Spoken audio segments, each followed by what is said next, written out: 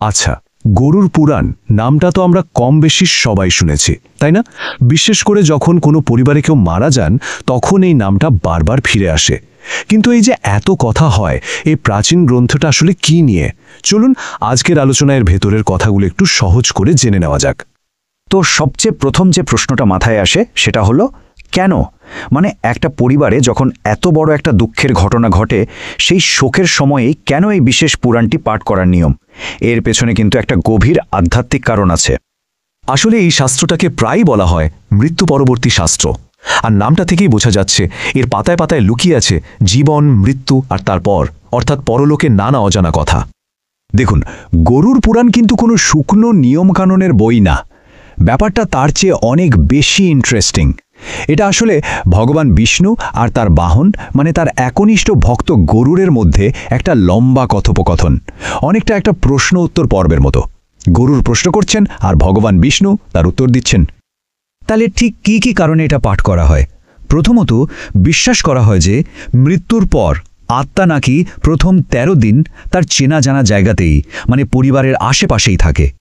আর এই সময় গরুর পুরাণ শুনলে সেই আত্মা তার সামনের লম্বা যাত্রাটার জন্য একটা গাইডলাইন পায়, বুঝতে পারে যে তার সাথে কি হতে চলেছে। এটা শুধু যে আত্মাকে শান্তি দেয় তাই না, যারা বেঁচে আছেন মানে পরিবারের লোকজন, তাদেরও নিজেদের কর্মফল নিয়ে ভাবতে শেখায়। মানে পুরো বইটাকেই আপনি ভাবতে পারেন একটা বিশাল প্রশ্ন উত্তর সেশন। গরুর প্রশ্ন করছেন আর ভগবান বিষ্ণু উত্তর দিচ্ছেন। আর প্রশ্নগুলো কিন্তু কোনো সাধারণ প্রশ্ন না, একেবারে জীবনের মূল বিষয়গুলো নিয়ে, যা আসলে আমাদের সবারই মনের কথা। তো গরু ঠিক কি জানতে চেয়েছিলেন? ওর প্রশ্নগুলো ছিল এরকম। আচ্ছা, মৃত্যুর পর ঠিক কি হয়? যমলোকের রাস্তাটা কেমন? পাপ করলে যে নরকে যেতে হয় সেই নরকগুলো দেখতে কেমন?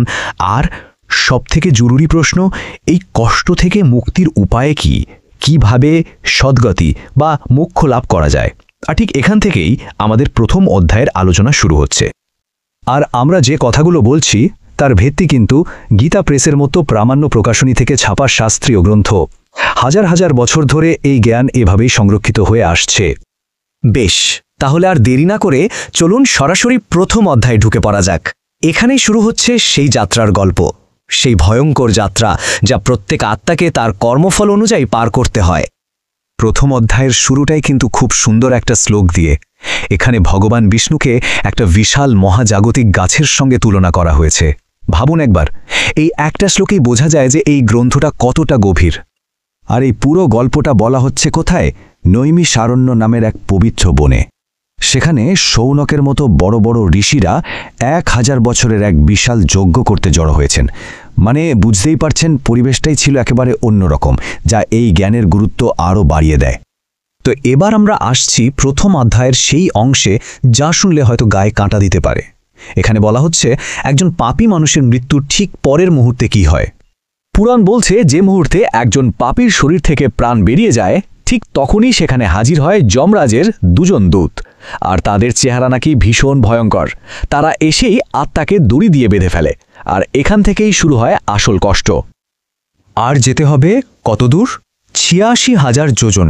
ভাবা যায়? এটা একটা প্রাচীন মাপ, মানে বিশাল লম্বা একটা রাস্তা।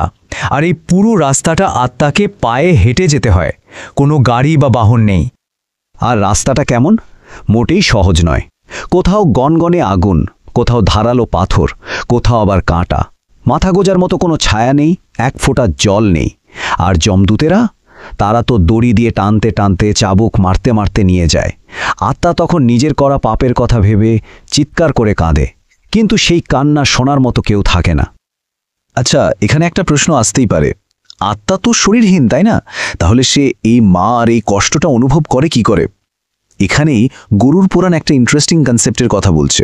সেটা হলো যাতনা দেহ, মানে কষ্টভোগ করার শরীর। এই যাতনা দেহটা হলো একটা অস্থায়ী শরীর, সাইজে নাকি বুড়ো আঙুলের সমান। আর এটার একটাই কাজ, যমলোকের পথে সব কষ্ট আর শাস্তি সহ্য করা। আমাদের এই মাটির শরীর তো এখানেই শেষ, কিন্তু আত্মাকে ওই নতুন শরীরটা পেতেই হয়। আর ওই শরীরেই তার খিদে পায়, তেষ্টা পায়, চাবুকের ঘা লাগলে ব্যথাও লাগে।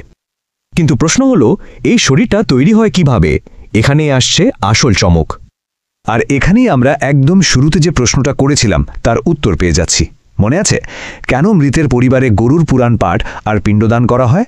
কারণ ওই যে 10 দিন ধরে পিণ্ডদান করা হয় তার প্রত্যেকটা পিণ্ড দিয়ে আত্মার ওই যাতনা দেহের এক একটা অংশ তৈরি হয়। যেমন প্রথম দিনের পিণ্ডে তৈরি হয় মাথা, দ্বিতীয় দিনে ঘাড় কাঁধ, এভাবে চলতে চলতে নবম দিনে গিয়ে পা তৈরি হয়।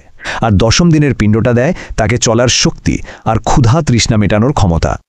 তার মানে বুঝতেই পারছেন, এই পিণ্ডদান বা শ্রাদ্ধের নিয়মগুলো শুধু একটা সামাজিক প্রথা নয়। গরুর পুরাণ অনুযায়ী এটা আত্মার যাত্রার জন্য অপরিহার্য, মানে অ্যাবসলিউটলি এসেনশিয়াল।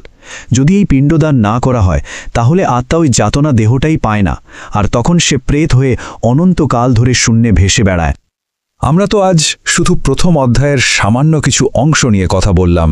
একবার ভেবে দেখুন, যদি যাত্রার শুরুটাই এতটা ভয়ঙ্কর হয়, তাহলে যমলোকে পৌঁছানোর পর সেই আত্মার বিচার আর তার পাপ অনুযায়ী বিভিন্ন নরকের শাস্তি, সেগুলো না জানি আরও কত কঠিন। গরুর পুরাণের বাকি অধ্যায়গুলোতে কিন্তু এই সব রহস্যেরই পর্দা ফাঁস করা হয়েছে।